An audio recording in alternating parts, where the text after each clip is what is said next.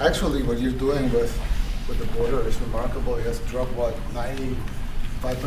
It's incredible. That, as of this morning, 99%, 99.1% to be exact. Why are those numbers not in the media? Well, they get out with the fake news, you know, like CNN over here doesn't want to put them out because they don't like putting out good numbers. They only like putting out, because I think they hate our country, actually. But it's a shame, you're right. Isn't that a great question? Why don't they put out numbers? Yeah, 99%. I mean, it's crazy, right? We're doing It's great. a crazy turnaround. Christy, could you maybe say a couple of words about the border, how we're doing? You know, she's been absolutely phenomenal. What a great leader can do. Clear direction, our laws matter. We should only have people in our country that love us, and the Border Patrol and our ICE officers and law enforcement officers have done fantastic work. So we're proud of them. Now we just need to get the criminals and murderers and rapists and dangerous gang members and terrorist organizations out of our country. So, Mr. President Bukele, we thank you very much for your partnership.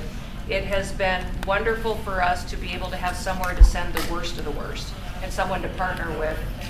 And we'd like to continue that partnership because it's been a powerful message of consequences. Mr. President, you wanted people to know that there was consequences if you break our laws and harm our people and endanger families. And this is a clear consequence for the worst of the worst that we have somewhere to put them. Thank you very much.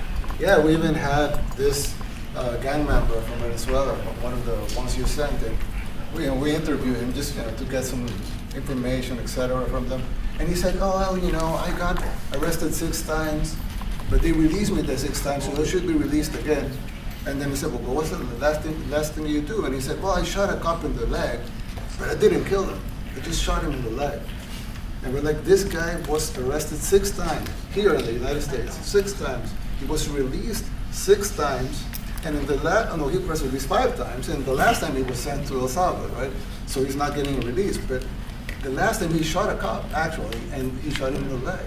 So these are, like you said, there's something broken. It's the liberal establishment, but they're not running things anymore in this country, and we're run by, and I don't say conservative, I don't say anything, we're run by people with great common sense. Yeah, common sense. Because it's all common sense. It's not liberal conservative, it's common sense. Exactly. And, do you allow men to play in women's sports? Do you allow men to box your women and box? Because I know you have a lot of boxing. That's violence. That's abuse of a violence woman. against women. It's abuse of a Totally. woman.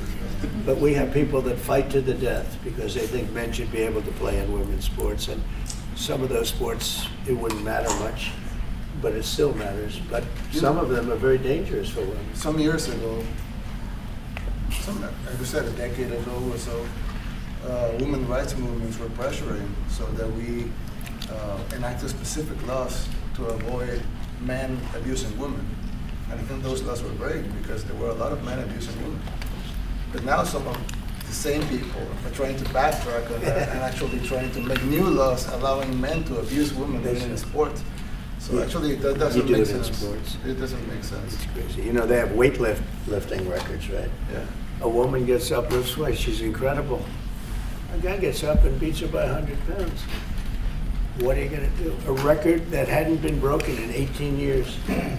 They put on an ounce, quarter of an ounce, eighth of an ounce for 18 years. Now they have a guy come up, ping.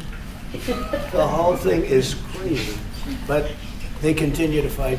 And I don't like talking about it because I want to save it for just before the next election. I say to my people, don't even talk about it because they'll change. And but I watched this morning, there was a congressman fighting to the death for men to play against women in sports.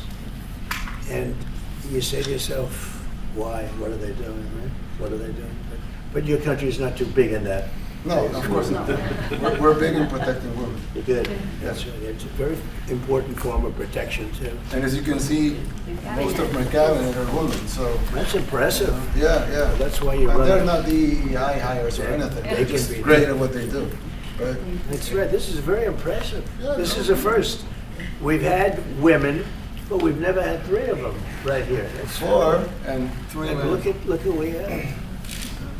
You guys feel a little bit mistreated? That's good. I like it. Well, we've been advanced. I've been very advanced in that regard too. We have Pam, who's been so Yes, I know. fantastic. Christy. Christy, and the most powerful woman they say I anywhere in the know, world. exactly. She's rated. They're all afraid of her. Susie Wells, they say, oh, she's tough. Yeah. Most powerful woman in the world, according to magazines. What do I know? Yes. But I think she probably is. Yeah.